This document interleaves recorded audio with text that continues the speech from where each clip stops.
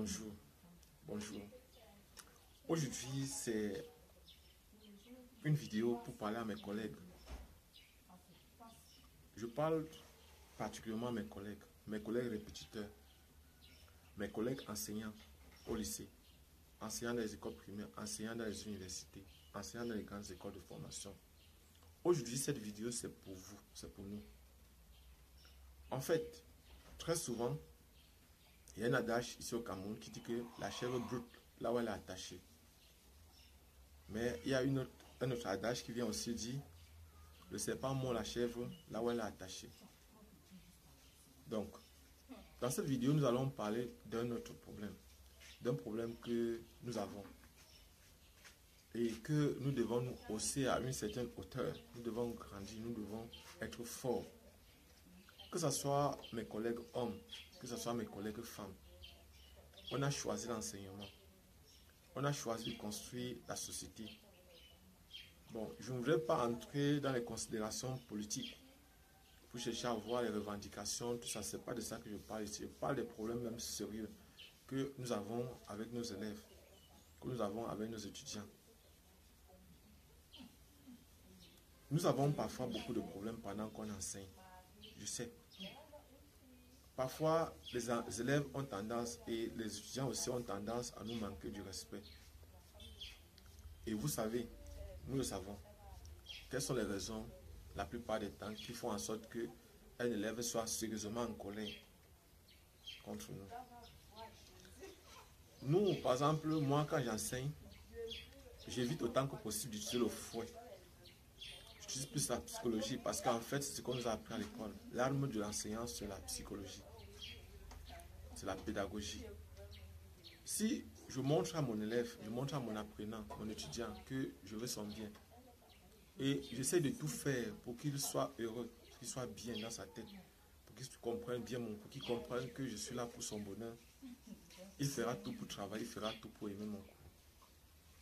Je dois savoir une chose, c'est que mon élève, mon étudiant, peut être un désordonné, peut être un grand troubleur, et il peut faire le désordre parce qu'il aime mon cours, parce qu'il m'aime beaucoup. Il ne fait pas le désordre parce qu'il me déteste. Je vous ai raconté une fois l'histoire de M. Njor, un élève qui dérangeait toujours au cours d'un professeur, d'un enseignant, Spencer Brunker. Et le professeur ne comprenait pas. Le professeur allait au conseil des cas se plaindre. Se plaindre à ses collègues, disant que c'est l'élève le plus désordonné de toutes les classes qu'il enseigne. Tous les collègues ont dit c'est l'enfant le plus sérieux. Lui, il est calme, on n'y parle pas. Nous, on est surpris que tu nous parles de Njor. Njor, c'est un gars qui ne parle pas. Et personne ne comprenait véritablement ce qui se passait. Parce que franchement, Njor était un gars calme. Et chaque fois, au cours de Spencer Brunker, Njor dérangeait. Njor dérangeait, il troublait. Et un jour donc, Spencer Brunker a pris sur lui la résolution de convoquer. Bonjour Bao. Il a pris la résolution de convoquer et d'inviter quelque part dans un restaurant Njor. Et il a posé la question à Njor, pourquoi est-ce que tu perturbes mes cours? Pourquoi est-ce que tu déranges seulement mes cours? Parce que je me suis renseigné auprès de mes collègues enseignants. Ils m'ont fait comprendre que tu ne déranges pas à leur cours. Pourquoi ce n'est que moi? Qu'est-ce que je te fais? Et Njor lui a dit simplement ceci. Monsieur, vous savez qu'au cours des autres, je ne les dérange pas parce qu'ils n'aiment pas leur cours. Je ne les aime pas. Pour vous, je vous dérange pour attirer votre attention parce que vous êtes votre ami. Vous savez, vous êtes le seul que moi j'aime parmi tous les enseignants là. Les autres, c'est parce qu'ils ne les aiment pas que je ne les dérange pas. Spencer Brunker est resté pendant un temps, il ne comprenait rien. Il ne comprenait pas que tout simplement ce qu'un genre cherchait, c'était un ami. C'était une personne. Vous voyez l'attitude d'un élève. Oh, Spencer Brunker pouvait chercher à le traduire au conseil de discipline. Pouvait chercher à faire en sorte qu'il soit renvoyé. Ce n'est pas ce qu'il a fait. Il a cherché à écouter. Et ça, c'est l'attitude que nous tous, normalement, nous devons avoir. Ce n'est pas une leçon que je voudrais vous donner, non. Parce que je sais que vous maîtrisez mieux que moi ces choses-là. Beaucoup d'entre vous maîtrisent ça mieux que moi. Et donc, beaucoup même sont des spécialistes de ça, c'est-à-dire de la psychologie. Et vous savez, on n'obtient rien en forçant. On n'obtient rien par la violence ou par la force. La plupart du temps, nos élèves sont parfois contre nous. Parce qu'on a parfois les mêmes centres d'intérêt qu'eux. Par exemple, moi je me souviens, quand j'étais au lycée ou à l'université, j'ai eu des problèmes avec certains de mes enseignants. Pourquoi? Parce qu'ils estimaient que j'avais piétiné leur queue. Je me souviens, je vais vous raconter cette petite histoire en passant. Quand on était à l'école normale, il y a un enseignant, parce qu'au départ, nous, on froissait les grandes notes, que ce soit en physique, en chimie, en pédagogie, en philosophie de l'éducation, en bref, toutes les matières là, on froissait les grandes notes. Et maintenant, un jour, on était au premier semestre en 4e année, à l'école normale supérieure de Yaoundé. Et voilà donc un enseignant qui affiche les notes. Je pars regarder les notes qu'il a affichées, cet enseignant a affiché, et j'ai obtenu 2. J'ai eu 2 sur 20 en technologie. Et je suis donc allé voir l'enseignant pour lui demander, mais mon prof, je ne comprends pas. Vous avez affiché les notes et je vois 2. Je ne comprends pas comment je fais. Et il me dit, allez dire à votre copine que vous avez eu 2. Allez dire à votre copine que vous avez eu 2. Allez dire que vous avez eu 2. Je suis resté un temps, j'ai pensé, j'ai dit, merci professeur, merci professeur, merci professeur. Je lui ai dit ça merci 3 fois. Pour dire que j'ai compris la leçon. Donc, il semblerait que j'avais piétiné la queue de cet enseignant. C'est-à-dire que parmi les gens avec lesquels j'étudiais, il y avait certainement une fille que lui, peut-être c'était sa copine, peut-être c'était... Mais moi, je ne la connaissais même pas. Je n'étais même pas au courant de ce qui était en train de se passer. Et c'est comme ça que j'ai arrêté d'étudier avec mes camarades filles. Maintenant, j'étudie avec tout le monde à l'école et j'évitais autant que possible certains liens particuliers avec mes camarades de classe. Ce professeur était marié, il avait des enfants qui nous dépassaient nous tous. Mais ça n'empêchait pas qu'ils viennent pointer là où, c'est-à-dire les gars qui ne sont même pas mariés, les gars qui se battent encore, pouvaient encore se battre. Donc, il donnait l'impression que nous étions ses rivaux, qu'on discutait les femmes avec eux. Alors que nous, on était là uniquement pour fréquenter. Ils s'étaient mariés, mais ça n'empêchait pas qu'ils viennent discuter les femmes avec nous. Qu'ils pensaient que moi, je discutais une femme avec lui, alors que je ne connaissais même pas la fille avec laquelle je ne connaissais même pas celle avec laquelle il sortait. Et quand j'ai arrêté, quand j'ai compris, j'ai arrêté, j'ai évité d'avoir les problèmes avec lui. Et il avait compris que j'avais retenu la leçon. Parce qu'il était prêt à me piétiner, à détruire mon avenir, à détruire ma vie. Parce que simplement, il pensait, il estimait que j'avais piétiné sa queue et que je sortais avec sa copine, avec son chat. Donc ça, c'est pour attirer votre attention. Et en fait, c'est pour cela que parfois nos étudiants, nos élèves sont violents avec nous. Parce que moi, je pouvais riposter. Je suis un homme. Et je crois que si j'avais riposté, ce ne serait pas... Mais j'ai utilisé la stratégie la plus calme. Lui, dans le document de Dale Carnegie, on n'utilise pas la violence contre la violence. En fait, il faut comprendre la leçon. La violence, c'est vrai que pour combattre le feu, on utilise le feu. Mais il y a des moments où il faut utiliser une autre stratégie. Nous sommes en psychologie, c'est une guerre psychologique. Ce n'est pas une guerre physique. Donc, c'est la raison donc pour laquelle j'ai évité autant que possible. Et ce n'est pas le seul problème que les élèves ont ou les étudiants ont avec les anciens, avec nous, collègues. Chaque fois, on détruit les enfants des gens. On cascade les enfants des gens. Comme on dit, la chèvre broute là où elle est attachée. Et qu'est-ce qu'on gagne en faisant ça, dans le fond? Est-ce que c'est pour du plaisir? Est-ce que c'est pour se vanter? À la fin, qu'est-ce qu'on gagne véritablement? Moi, je me souviens par exemple d'un enseignant qui m'a regardé comme ça. C'est-à-dire, en 2006, je suis admissible à l'école normale supérieure de Yaoundé. Et l'enseignant, je ne vais pas le voir étant fier. Je me dis, c'est mon professeur. Il m'a donné thermodynamique au niveau 3, en 3e année. Je suis content. Et le président juge niveau 1. Je ne vais pas le voir parce que j'ai un problème de relevé de notes du niveau 1. Et c'est lui qui doit arranger mon problème. Mes notes sont là. Ce n'est pas un truc qu'on discute.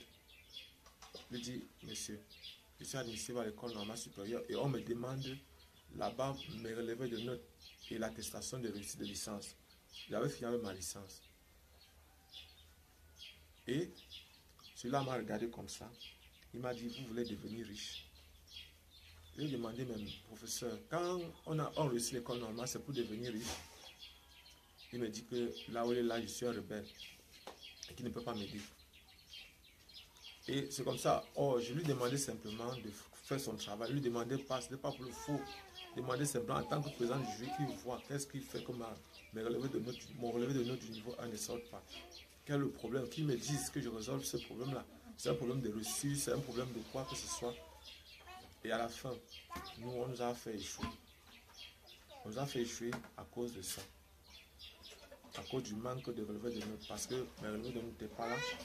Nous, tous qui étions dans la liste d'attente, cette année-là, on avait échoué. Nous, tous qui étions admissibles, nous étions 50 qu'on avait pris à l'admissibilité. Et on avait seulement pris les 40 qu'on avait déclarés. Chaque année, on prenait des gens dans la liste d'attente, on n'avait pas pris. Et quand je regardais, par exemple, mes collègues, mes camarades qui avaient réussi, personne ne nous atteignait à la cheville, pour dire vrai. Mais moi, je dis peut-être que c'était mon relevé de notes qui m'a fait échouer. Et pour avoir ce relevé de notes, j'ai dû attendre encore 3 ans. De 2006 à 2008. 2006, 2007, 2008. C'est en 2008 que j'ai réussi à avoir ce relevé de notes. Et je pense, chers collègues, que ça, ce sont les problèmes que nous, en fait, si un étudiant, si moi j'étais quelqu'un qui pouvait se venger, cet enseignant-là, quand l'année qui suivait, en 2007, on s'est retrouvé, j'étais en 4e année, on s'est retrouvé dans un laboratoire, il m'a vu, il a fui, il a commencé à fuir, il avait peur. Je pouvais le terroriser, je pouvais faire en sorte qu'il ait peur de moi toute sa vie. Je suis allé vers lui pour lui dire que non, je n'ai aucun problème avec lui. C'est lui qui est petit, c'est lui qui a pensé. Il m'a demandé comment il était au stade. Je lui ai dit que non. Lui, il avait décidé de mon sort. Parce qu'en fait, il avait décidé qu'il ne fallait pas que je réussisse. Il m'a dit que j'étais un rebelle. Que, en fait, s'il a fait ça, c'est parce qu'au niveau 1, quand j'étais en première année, il a fait les relevés de notes, j'ai refusé de payer. Je lui ai dit, je ne peux pas accepter une injustice. Je suis dans une institution. En fait, je paye 50 000 comme frais de décollage. Et en fait, l'institution est supposée me donner les relevés de notes. Pourquoi, comment se fait-il que je dois payer pour avoir un relevé de notes? Ce n'est pas normal. Et en plus de ça, je pouvais comprendre que peut-être vous demandez peut-être 500 francs. Vous vous dites 500 francs et chaque erreur que l'étudiant commet, que vous commettez, pas l'étudiant, que vous commettez, vous payez encore. Vous devez payer, l'étudiant doit encore payer 300 francs. Et je vous avais donné 1000 francs, vous avez refusé. Vous m'avez dit que j'attends le nombre d'erreurs pour voir, pour que vous fassiez la somme de toutes les erreurs que vous aurez commises. J'ai dit non, je ne peux pas accepter ça. Ça, c'est une injustice. Et je suis parti. Je suis pas parti parce qu'il était faible, il avait pitié de vous. Et il lui a dit ça. Parce qu'en fait, parfois, nous, on s'offusque. On se dit que les étudiants sont méchants. Alors que c'est nous qui les provoquons. C'est nous qui faisons tout pour qu'ils soient méchants, qu'ils le soient. Donc, chers collègues, il y a des enseignants, nos collègues qui sont bastonnés parfois par les élèves. La plupart du temps, nous connaissons les véritables causes, les véritables raisons. C'est vrai aujourd'hui, dans les lycées, dans certaines universités et les lycées, il y a augmentation de la délinquance. Nous sommes formés, nous avons été formés pour ça. En fait, selon moi, normalement, la police ou la gendarmerie ne devait pas se retrouver entre les gardiens ici. Nous, les enseignants, nous avons la capacité, nous avons été formés pour ça. On sait comment faire pour maîtriser les élèves. Que ce soit les élèves délinquants, on sait comment les maîtriser. Ce n'est pas la violence. C'est pas par la violence. On sait. Imaginez par exemple bien que le bic rouge. Comment le bic rouge fait peur. Et on travaille avec l'adolescent. Est-ce qu'on n'a pas vu la psychologie de l'adolescent à l'école? Normal. Et pourquoi est-ce qu'on se retrouve donc en train de vouloir utiliser la police dans le lycée? Je ne m'offusque pas contre certains professeurs qui pensent, qui estiment que en fait ils doivent dominer, écraser et qui mettent constamment les élèves en difficulté. Moi je crois que nous travaillons avec les adolescents et on sait comment les adolescents se comportent. Nous sommes passés par l'adolescence et nous-mêmes nous sommes parfois pires que ces enfants-là. Nous avons réussi à traverser cette étape-là. Nous devons les aider à traverser cette étape-là. On doit aider nos élèves, on doit aider nos étudiants à traverser cette étape d'adolescence qui n'est pas une étape. Nous savons tous. C'est une étape très difficile, très difficile pour les jeunes. Et nous devons, en tant qu'enseignants, les aider à traverser. C'est vrai, c'est là où on nous dit qu'on nous paye combien. On va nous dire qu'on gagne quoi? Non. Nous sommes enseignants, nous sommes là pour construire la société. Donc, je ne suis pas là pour les raisons politiques, je ne suis pas là. En fait, ici, c'est ce qui me concerne véritablement. Abonnez-vous, partagez le maximum possible cette vidéo. En fait, pour ceux qui ne me connaissent pas, je suis Job Kamdem du groupe de répétition Nabla. Cessons d'être méchants avec nos enfants, avec nos élèves. Ils ne seront pas méchants avec nous. On se voit prochainement.